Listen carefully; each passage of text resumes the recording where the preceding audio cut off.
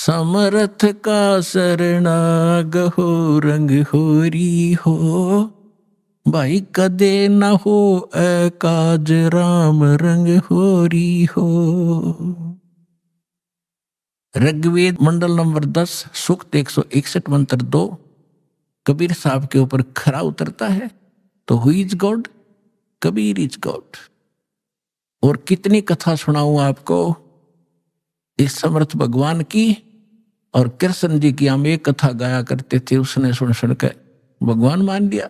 तो कबीर साहब समझाया करते थे, बंधन काटे विपत में, कठिन कियो संग्राम, चिन्नो रे नर प्राणिया वो गरुड़ बड़ो के राम।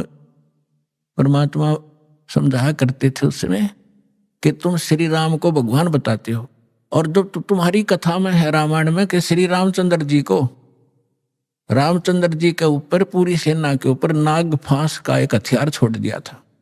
सारी की सारी सेना नाग फांस में आ गई थी, यानी इतने सर्प हो गए थे, सभी सेना को ऐसे हाथों से और चारों तरफ लपेट के बांध दिया था, इंक्लूडिंग लक्ष्मण एंड श्री राम। और ऐसे खड़े थे, ऐसा है हुए सारे जैसे ईंख बांध दिया करें। और सारी सेना खड़ी खड़ी देखा कि काटेंगे ये सारे राक्षस हमें। तब नो कहे हैं कि गरुड़ से पुकार करी गई। गरुड़ वो पक्षी जो श्री रामचंद्र विष्णु जी का वाहन बताते हैं। गरुड़ आए, गरुड़ ने फिर उनके नाग काटे, सारे नाग मार दिए। जब भगवान श्री राम बंधन मुक्त हुए, परमात्मा कहे फिर बंदी छोड़ कौन होया? गरुड़ हो गया, तेरे राम का भी बंदी छोड़। काटे बंधन विपत में, वो कठिन कियो संग्राम, चिन्नो रे नर प्राणिया ये गरुड़ बड़ो के राम। एक गोवर्धन पर्वत को उठा लिया श्री कृष्ण जी ने, तुमने भगवान मान लिया। गोवर्धन श्री कृष्ण धार्यो, द्रोणगिरी हनुमंते, शेष नाग सब सृष्टि उठारा, इनमें कौन भगवंत। क्या एक पहाड़ को उठाने मात्र से भगवान की संज्ञा में ले लिया, समर्थ मान लिया तुमने? तो तुम्हारी कथा तुम लोकवेद सुनाते रहते हो कि शेष नाग ने सारे ब्रह्मांडों को सिर पर रख रखा है। फिर और हनुमान जी ने द्रोणागिरी उठा लिया था, इनमें कौन सा भगवान? ये भगवान की पहचान नहीं, जो तुमने पैमाना ला रखा है, ये भगवान मापन का नहीं है। फिर कहते हैं समुद्र पाट लंका गयो, यो सीता को भरतार, अगस्त ऋषि ने ये सातों पी लिए, इनमें कौन करतार। होय होय, ऐसे सटीक प्रमाण दे रखे भगवान ने, फिर भी हमारी आंखें नहीं खुली, क्योंकि हमारी बुद्धि काल के प्रभाव से इतनी दबी हुई थी। परमात्मा ने कहा कि तुम्हारी बात बड़ी करता हूं कि श्री रामचंद्र जी ने समुद्र पर पुल बनवा दिया, इसलिए आप उसको भगवान मानते हैं। वैसे तो यह कहानी न्यारी है, दास बताता रहता है। ये खुद भगवान कबीर साहब गए थे एक महात्मा मुनिंदर के रूप में, और इनकी अर्ज पर एक पत्थर को, एक पहाड़ को हल्का कर दिया था, चारों तरफ रेखा खींच दी थी कि फ्लोटिंग हो गया है, अरे ले जाओ पुल बांध लो। श्री राम के बस का ना था समुद्र पर पुल बनाना। परमात्मा कहते चल तुम्हारी बात बड़ी मानते हैं, वह तो बात तुम्हारे कहां समझ में आवेगी कि समुद्र को पाट के, यानी उसको पुल बना के छाप के, और लंका गया था कौन? तुम्हारी सीता का पति राम। अगस्त ऋषि ने तुम आप बताओ सातों पी लिए घूट में, तो इनमें कौन सा भगवान? जबकि श्री रामचंद्र जी तो 3 दिन तक समुद्र में खड़े होकर याचना कर रहा था, मैंने रास्ता दे दे, फिर भी ना रास्ता मिला। और अगस्त ऋषि ने एक घूट में सारे पी लिए थे, फिर वापस भर दिए। अगर ये इस तरह के अटपट से तुम भगवान को प्रसिद्ध करना चाहते हो तो यूं भी साधना होता तुम्हारा। तो पुण्यात्माओं, सौभाग्य आपका, आपको यह तत्व ज्ञान प्राप्त हो रहा है। इसको तत्व ज्ञान कहते हैं। तो निष्कर्ष निकालना जाओ सारी कथाओं का, ये जड़ी बूटी तो सबने पता था, या तुलसा है या फलानी है या है, तो उनकी जड़ी उसका जो औषधि बना वो है वैद। तो ये दास है इस अध्यात्म मार्ग का वैद, और जड़ी बनाकर भगवान डर गए थे सतनाम और सार नाम की। जो आज दास के समझ में आ गई और उसका परिणाम आप देख रहे हो। लाखों लोगों का रोग नाश हो गया, घर में वृद्धि होने लगी, अपनी संतान को संतान मिल रहा है, रोग निरोग हो रहा है, और फिर ज्ञान ऐसा प्रबल आत्मा को गदगद कर देता है।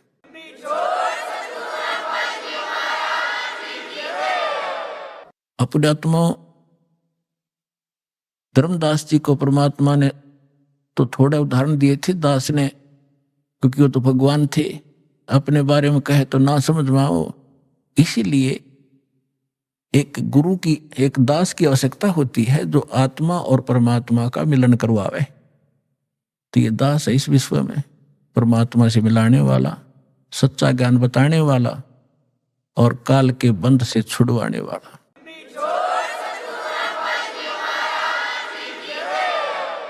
अब दूसरा प्रश्न था धर्मदास जी का कि भगवान श्री कृष्ण ने सुदामा जी के 2 मुट्ठी चावल खा के और उनको धनी बना दिया, उसका एक महल बना दिया। परमात्मा बोले एक राजा का मित्र, उसके लिए ये कोई खास बात है? तुम आप बताते हो श्री राम कृष्ण जी तो राजा थे द्वारका के, एक मित्र के लिए एक ढूंढ बना दिया छोटा सा, एक दे दिए उसमें 200 से 400 रुपये, वो सारी उम्र बचे रहे उसको, तो इसी से भगवान मान लिया। अब ये दास बताएगा अपन आत्मा वैसे थोड़ी सी जो शिक्षाएं हैं, क्योंकि जो हम पहले ज्ञान सुना करते थे वो ज्ञान समझ लो प्राइमरी स्तर का था।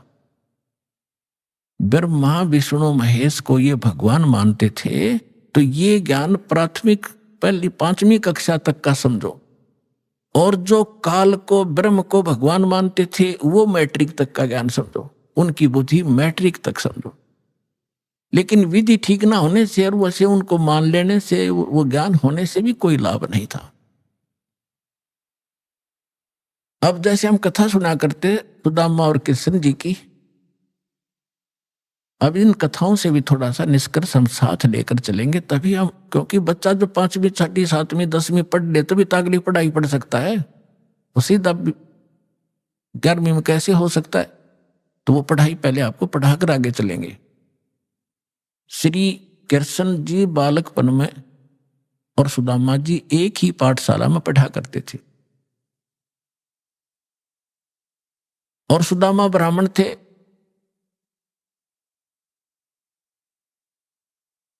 और ब्राह्मण भगवान के ज्ञान से अवश्य परिचित होते हैं। उनको ये मालूम होता है कि जो जैसा कर्म किया हुआ है वैसा ही फल मिलता है। सुदामा और कृष्ण अपनी शिक्षा पूरी करके अलग अलग, वो द्वारका के राजा बन गए, वो अपना एक ब्राह्मण, गरीब निर्धन ब्राह्मण था, 3-4 बालक थे, निर्वाह बिल्कुल नहीं चल रहा था, कई बार तो भूखे रह जाते थे, बच्चे भी रोया करते थे रोटियों को। अब सुदामा गणा निर्धन था, उसकी पत्नी बहुत बार कहा करती थी कि आप कहते हो श्री कृष्ण राजा हैं, वो मेरे क्लास फेलो थे, तो क्लास फेलो की तो क्लास फेलो गणी इज्जत करा करे, आप जाओ कुछ धन मांग लो, आप तो ब्राह्मण हो। सुदामा ने कहा ब्राह्मण का काम मांगने का नहीं होता, भिखारी का होता है, मर जाऊंगा पर मांगूंगा नहीं। लेकिन उस मिश्राणी के घड़ा कहने से, बार बार कहने से वो विवश हो गया कि चल या कहती हो तो मैं चला जाता हूं पर मांगू कति नहीं। वो कहा करता था सुदामा कि मेरे भाग में नहीं है, मैंने पिछले जन्म में धर्म नहीं करा, क्या कोई पुण्य नहीं करा, जिस कारण से मैं निर्धन हूं। अगर मैंने दान किया होता मैं निर्धन नहीं होता, और आज मुझे ज्ञान है तो मेरे पास धन नहीं, मैं तो दान कर दूं। अब जब वो चलने लगा, जैसे आज आप जी भी जाते हो कि रिलेटिव के पास, मित्र के पास कुछ फल ले जाते हो, तो पहले कोई कसार ले जाया करता था, कोई चावल भून के ले जाता था, तो ऐसे वो कुछ चावल बांध दिए अगले, और तो हमारे पास कुछ है नहीं, अपने मित्र के पास यही ले जा, और फटे पुराने कपड़े जैसा भी है वो वहां चले गए। अब श्री कृष्ण जी ने उसकी हालत देखी, पूछा कि आओ मित्र, बहुत दिनों में मिले और क्या हाल है परिवार का? तो श्री सुदामा जी ने कहा जी ठाठ है, भगवान की दया से कोई कमी नहीं किसी वस्तु की। लेकिन वो तो समझ गए थे, जिसी बालक थोड़े थे श्री कृष्ण जी, 3 लोग के मालिक हैं। वो समझ गया कि तो दुखी गणा हो रहा है। 7 दिन रखा वहीं पर कि बैठो, नहाओ धो, रोटी खाओ। अपने हाथों उनके शरण दोहे मित्र के। अब 7 दिन के अंदर विश्वकर्मा को बुलाकर वहां महल बना दिया, पीछे थे, धन दे दिया। एक मेरे मित्र के पास भेज दो और उसको आजीवन धन दे दो। अब उधर से सुदामा जब चलने लगा, 7वें दिन के मित्र में जाता हूं, बच्चों की याद सता रही है। अच्छा जाइए। उसके कपड़े सफेद बढ़िया बनवा दिए, धोल वो बना दिए उसको। लेकिन चलते समय भी ये नहीं कहा कि मैं कुछ लेने आया था। लेकिन मन में दोष जरूर आ गया थोड़ा सा कि काहे का मित्र है, इसको नहीं पता मेरी क्या हालत थी और मेरे से पूछा क्या हाल है। इसको खुद सोचना चाहिए था। ये इतना दोष आया था। रास्ते में क्या हुआ कि बदमाश लोगों ने देखा कि वो सेठ आवा है, अच्छे काचे कपड़े पहन रहा, नए नए। उसको जाते ही पकड़ लिया। वह कपड़े भी उतार लिए सारे, जेब में कुछ था ही नहीं, वो उठा ले गए। अब फिर उसके मन में आई कि भाई गलती करी मैंने, मित्र का की आलोचना करी, जिसकी सजा मुझे ये मिल गई। क्योंकि हम भगत आत्मा इसी हिसाब ला लिया करन तुरंत। तो अब लंबी कहानी ना कहूं, दास उसने आकर देखा कि महल बना है, बड़ा खुश हुआ, लेकिन मांगा नहीं। इसको ब्राह्मण कहते हैं। अरे ये ब्राह्मण इतने जर्दे तेरे न्यू हो जाएगा, तेरे पर करड़ाई आने वाली है, ये कर दे, फलान कर दे, श्राद्ध निकलवा ले, मेरी दक्षिणा इतनी दे दे। ये ब्राह्मण नहीं है। अब देखो, एक तुम भगवान मानते थे श्री कृष्ण जी को उर्फ विष्णु जी को, विष्णु ही श्री कृष्ण मानते हैं, और उन्होंने कितनी सहायता दे दी सुदामा जी को। एक मकान बना दिया छोटा सा पक्का, और एक जीवन का निर्वाह भी दे दिया। ना तो मोक्ष श्री कृष्ण का, ना मोक्ष सुदामा का। अब उस समर्थ परमात्मा ने क्या दिया, एक तैमुरलंग नाम का एक लोहार था मुसलमान धर्म में, और वो बहुत निर्धन थे। भेड़ बकरियों का पाली जाया करता था, साहूकार लोगों का। उससे उस समय ये नोट नाट नहीं हुआ करते थे, बस दाने दे देते थे, कणक दे देते थे आपस में। 2 माँ बेटा थे, पिता की मृत्यु हो चुकी थी। इतना निर्धन थे कि बस हैंड टू माउथ ही थी। उसकी माता बड़ी भाग्यवान थी, बहुत धार्मिक व्यक्ति की थी। कोई भी रास्ते चलता व्यक्ति आ जाता था, उसके घर पे खाना खाए बिना जान नहीं देती थी। कई बार तो ऐसी स्थिति देखी है उन्होंने कि अतिथि आ गया, तैमुरलंग के संस्कार बढ़िया बने हुए थे, और माँ ने रोटी बनाई, घर में एक अतिथि की रोटी थी, उसी अतिथि को खिला के स्वयं दोनों माँ बेटा भूखे सो जाया करते थे। ऐसे संस्कार उसके अंदर पड़े हुए थे। और ये पिछले जन्मों से परमात्मा के हंस थे, तैमुरलंग भी। लेकिन हम बीच में गलती कर जाते, इसलिए भटकते रहते। एक दिन तैमुरलंग बकरियां चरा रहा था साहूकारों की, स्वयं पाली बनकर, और जो खाना लेकर गया था घर से वो खा चुका था। अब परमात्मा उसी समय जिंदा महात्मा का रूप बनाकर उस पाली के पास पहुंच गए। तैमुरलंग के पास वृक्ष के नीचे बैठा था, बकरियां चर रही थी, कुछ वृक्षों के नीचे बैठी थी। तो तैमुरलंग ने कहा कि महात्मा, संस्कार थे माँ के कि कोई भी अतिथि मिल जाए बेटा भोजन की अवश्य प्रार्थना करना। क्या महाराज खाना खाओगे? कहाँ बेटा, भूख लगी है। उसने कहा महाराज थोड़ी देर लेट आए, थोड़े से मैं भोजन खा चुका हूं, और अभी मैं घर से लाऊंगा, सामने घर है, थोड़ी दूरी पे हमारा घर गांव में, और अभी लाता। मेरी माँ बहुत अच्छी है, जाते बना देगी। और ऐसे करना भगवान, मेरी बकरियों का ध्यान रखना, हम गरीब बहुत है, एक बकरी भी इधर उधर होगी तो मैं पूरी नहीं कर पाऊंगा धनी की, मुझे बहुत दुख होगा। परमात्मा बोले बेटा चिंता ना कर, मैं खूब रखवाल करूंगा। वो घर गया, माँ से प्रार्थना की कि ऐसे ऐसे राह चलता संत है, भूखा है। माँ ने जब घर में इतना आटा था, केवल 2 रोटी बनाई, 2 ही रोटी बनी, दोनों रोटी बना के लेकर आएगी। माँ ने कहा कि बेटा मैं भी चलती हूं, तू, मैं बर्तन ले आऊंगी, तू वहां अपना रखवाली करना, पाली रहना। दोनों आगे दर्शन भी करके आऊंगी साधु के। अब साधु को सामने बैठा देखकर माता ने कहा ले महाराज रोटी खा लो। परमात्मा खाना खान लगा तो इतने में माई ने 3-4 बार प्रार्थना कर दी, महाराज हम गढ़े गरीब हैं, हमारे पास तो कई बार भोजन भी नहीं होता, दया करो कुछ आशीर्वाद दो, हमारा गुजारा ठीक चले। परमात्मा ने खाना खाया, इतना 4 बार प्रार्थना कर दी, 4-5 बार। परमात्मा खड़े हुए, एक बकरी बांधन की बेल पड़ी थी, पतली सी लोहे की बेल होती है जैसे पशु बांधा करें, उसको ऐसे 4 बार मोड़ लिया, वह इतनी रहेगी। रोटी खा के पानी पी कर लोटा, खड़े हुए साधु और उस लड़के के सिर पर हाथ धर के कड़म मारी, 7 मारी, 7 सांगल वो बेल मारी कड़ पे, 1 2 3 4 7 तक गिनी। माई ने सोचा बाबा जी मेंटल है और मैंने घना छेड़छाड़ दिया, जो दुखी हो गया, बेटे को कूटने लग गया। तो माई ने पूछा महाराज मेरे बेटे ने कोई गलती कर दी? अक नहीं माता, तेरे बेटे को 7 पीढ़ी का राज दे दिया मैंने, 7 पीढ़ी का राज बख्श दिया है और उसके बाद तेरा राज टुकड़ों में बट जाएगा। माई ने सोची बाबा सचमुच मेंटल है, फिर मारी थी बच्चे का 5-4 मुक्के, 1-2 लात मारी कि ये लात मुक्के इसलिए मारे हैं, फिर तुम्हारे टुकड़ा में राज बट जाएगा।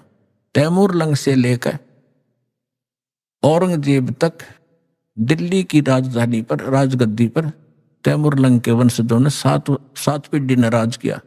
औरंगजेब के बाद ये टुकड़ों में बट गया था, इतिहास गवाह है।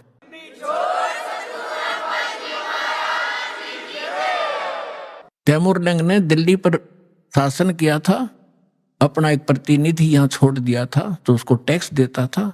उसके बाद उसका तीसरा पोता बाबर दिल्ली का बादशाह बना था। उसके बाद कंटिन्यू आप इतिहास देख लेना, विचलित ना होना, 10-2 शब्द बोलेगा वो ऐसे समझ लेना जैसे तहसील में रजिस्ट्री होया करे, कोई धोखा नहीं पावे। अब ये बना कैसे? अब माई ने सोचा तो पागल था और उसी समय अंतर्ध्यान हो गए उनके सामने से। तो माई ने सोचा बाबा जी था तो शक्ति वाला, पर जो नौका तेरे बेटे को 7 पीढ़ी का राज दे दिया, या गले ना उतरी बात। अब तैमूरलंग क्या किया करता था, लोहार था ही, ये एक्स्ट्रा जॉब भी करता था पाली जाने की गरीबी के कारण। उधर से एक लोहार के एरन पर चोट लगाता था, ओवर टाइम करता था शाम को आकर के, वो उसको थोड़ा बहुत और अन्न दे देता था महीने 2 महीने में, इससे वो गुजारा करे थे। तो जिस एरन पर वो चोट मारने के लिए लोहार के पास जाता था, लोहार अपनी कोई औजार बनाता था तो वो घंट चलाया करता था, घंटे 2 घंटे शाम को। लोहारों के पास इसी समय शाम को ज्यादा कार्य होता था। तो एक दिन परमात्मा उसी जिंदा महात्मा के रूप में तैमूरलंग को दिखाई दिए स्वप्न में और कहा बेटा वो एरन मोल ले लो तुम, जहां तू सर्विस करने जाता है और टाइम करता है, वो एरन मोल ले ले। तो उसने कहा महाराज हमारे पास तो पैसा नहीं, कि ऐसा कर तू उधार पर ले लेना, और उसके नीचे घना धन दाब रखा मैंने, हीरे मोती जवाहरात सोना, और उसको धीरे धीरे प्रयोग में लाना, किसी को पता ना लगने देना, ना दुनिया लूट लेगी तेरे से। और ये काम मैं करूंगा, तू उसे उधार की बात करना, वो उधार दे देगा, ये मेरा काम। परमात्मा जब सौदा बनाता है दोनों तरफ खड़े हो जाते हैं। उधर से उस लोहार के मन में प्रेरणा प्रबल कर दी कि ये स्थान थोड़ा है मेरे लिए, बाहर मेरा एक और प्लाट है बढ़िया, यदि इसको कोई ले ले मोल तो मैं इसने बेच दूं, मैं वहां बना लूं, एरन डाल लो। प्रबल प्रेरणा। उधर से जाके सुबह उठा, उसने अपनी माँ से बताया कि माता ऐसे ऐसे मैंने गुरु वो महाराज जी दिखे थे, वो जो जंगल में मिले थे, रोटी खाई थी, मेरे सांकल मारी थी, बेल मारी थी। उसकी माँ बोली बेटा दिखे मुझे भी थे स्वप्न में आज ही, पर मैं कुछ शब्द समझ नहीं पाई वो कहे क्या रहे थे। तैमूरलंग बोला मैं बताता हूं, मेरे याद है, उन्हें ऐसे ऐसे बता। तो कहने लगी बेटा महात्मा तो शक्ति वाले थे, हमें एकदम अंतर ध्यान हो गए थे, पर वो पैसा तो है नहीं बेटा, लेंगे कैसे हम उसको। तो उन्होंने समाधान बताया है कि आप उधार कर की बात करो। माँ बोली देख ले बेटा ट्राई करके। तो उसने जाके तैमूरलंग ने कहा कि भाई मैं एक अर्ज करता हूं आपसे, ये मैं भी गुजारा कर लूं, मैं भी लोहार हूं, आप भी लोहार हो, और मुझे एरन दे दो ये। वो बोला पैसे कब देगा तू? एरन वाला बोला कि अभी तो है नहीं, मैं कुमा के दे दूंगा। पक्की बात, पक्की, 1 साल में दे देना। हाँ 1 साल में दे दो। अब पे कवा दी परमात्मा ने।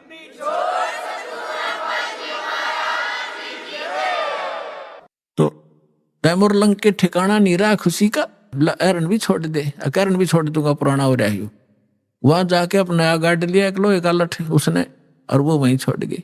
माँ बेटा ने चारों तरफ 4 द्वारी बनाई, कच्ची ईंटें बना बना कर कुछ, उस पे एक झोंपड़ी सी डाल ली और एरन बाहर रख लिया। नीचे से खोदा तो नो का नो धन पाया उसने। अपने आत्माओं, उस समय जब ये पाली जाया करता था तैमूर लंग, उस समय उसने एक घटना देखी थी जो उसके हृदय को छू गई थी, वो मिट नहीं रही थी हृदय से। उसी नगरी का राजा घना निकम्मा था और गांव की सुंदर लड़की उसके एजेंट बता दिया करते थे, और वो अपने मंत्री और सैनिकों को द्वारा उन लड़कियों को उठा ले जाता था, उनके साथ विलास किया करता था। एक दिन ऐसी एक लड़की गांव की तैमूर लंग के ही आसपास घर की चारा लेकर आ रही थी खेतों से। सुंदर लड़की थी। राजा के कर्मचारी उसको अपहरण करने लगे। उसने आवाज लगाई, रे तैमूर लंग, ए तैमूर लंग मुझे बचा भाई, तैमूर लंग मुझे बचा भाई। तैमूर लंग ने देखा भाई सचमुच ये तो बकवादी आदमी है। पाड़ी के पास तो लठ होता है, डंडा लेकर लठ बाज लिया, ताबड़ तोड़ लाग गया उन सैनिकों ने कूटने।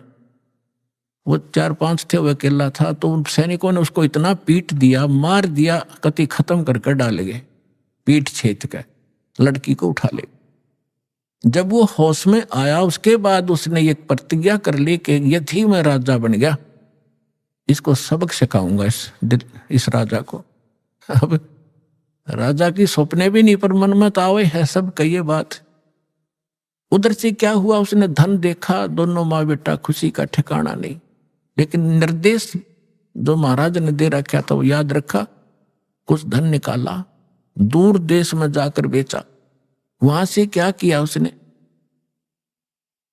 घोड़े लाया, पहले घोड़े लाया, घोड़े लाकर बेच दिया, क्यों उधर घोड़ों का व्यापार ज्यादा होता। तो लोगों ने सोचा इसका व्यापार में बहुत वृद्धि होगी, एकदम ये तो बहुत, 1-2 घोड़ा लाया, फिर 10-10 20-20 लाला बेचने लग गया। उधर से उसने क्या किया, अपने आसपास के जवान लड़कों से कहा कि भाई देखो ये राजा बहुत निकम्मा है, ये अपनी बहन बेटियों के साथ ऐसे करता है, ये टैक्स भी बहुत लेता है। मैं राजा बनूंगा और मैं सबको टैक्स फ्री कर दूंगा, बहुत जायज टैक्स लिया करूंगा, और सेठों से लिया करूंगा, गरीबों से नहीं लूंगा, ये आगा पीछा नहीं देखते, और आप मेरे सैनिक बनो, मैं तुम्हें मेहनताना दूंगा। अब लोहार था, लोहार के बच्चे कुछ रिश्तेदारों के इकट्ठे करके जंगल में तलवार बनाने का कारखाना बना लिया, ढाल और तलवार, और घोड़े ले आया, सेना तैयार कर ली। कुछ दिनों के बाद उस राजा पर आक्रमण कर दिया। भगवान की रजा होती है, वचन फलता है भगवान का जो निर्धारित होता है। सुबह सुबह जाकर चारों तरफ से किला घेर लिया उस राजा का, और कहा कि या तो सरेंडर कर दे ना युद्ध के लिए तैयार हो जा। अब राजा ने कहा कि सैनिकों, वजीर देखो क्या है, क्या हो गया। वजीर ने ऊपर चढ़ के किले पर देखा कि बाहर इतनी सेना खड़ी है राजन, अपना सरेंडर करने में हित है। 500-400 सैनिक थे, दिखे 5000। परमात्मा की रजा, समर्पण कर दिया राजा ने, सरेंडर कर दिया, वो राज प्राप्त किया।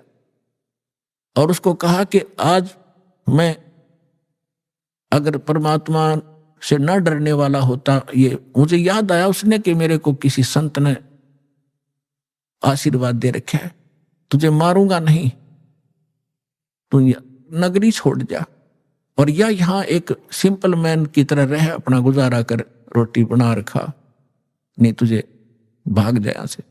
जैसा भी उसने उस पर कब्जा किया, फिर दूसरे राजा को कहा कि राजा अन्यायी थे, नालायक गणे हो गए थे। तो एक दूसरे को ऐसे काबू करता करता वो तैमूर लंग यहाँ पहुंच गया, दिल्ली का बादशाह भी बन गया। दिल्ली को भी अपने अंतर्गत करके वहां एक नुमाइंदा रख दिया उसने, ये इतिहास गवाह है।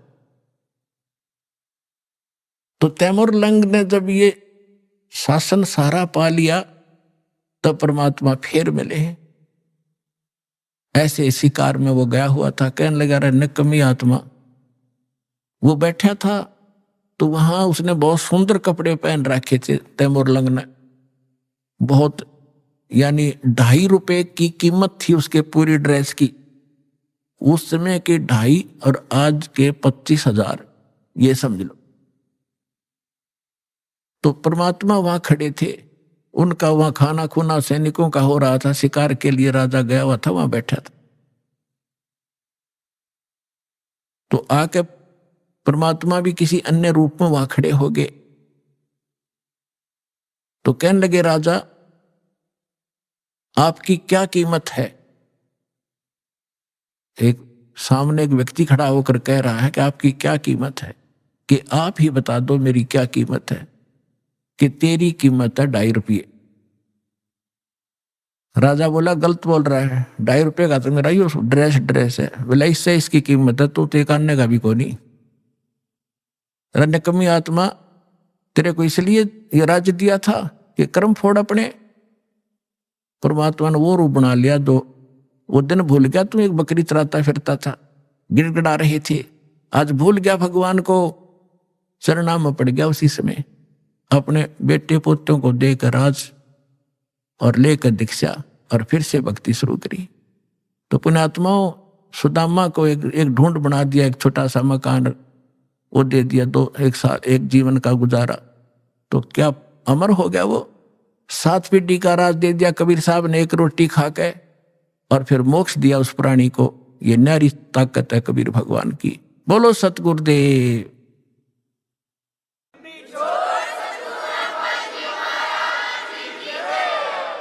समर्थ का शरणाग हो, रंग होरी हो, कदे न हो काज राम रंग होरी हो।